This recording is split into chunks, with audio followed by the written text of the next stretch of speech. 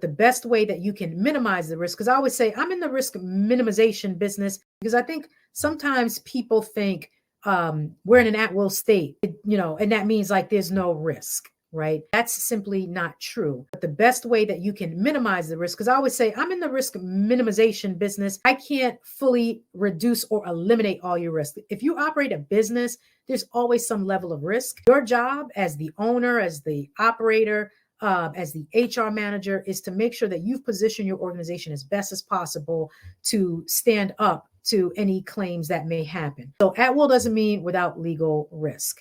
There are certainly prohibited reasons for termination. If someone has made a complaint, so as you look at, hey, are we going to separate from this person?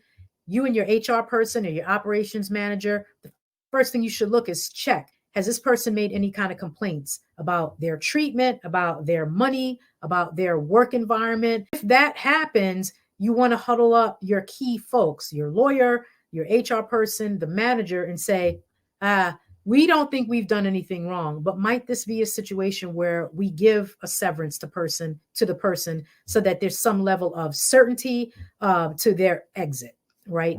You just want to be careful about that even though you're in an at-will state, it doesn't mean you're not without risk. You just don't want that. And I think one of the things that might have helped them was to give an offer of severance, because if they would have, the longer that an employee who's been let go can't find work, the angrier they get.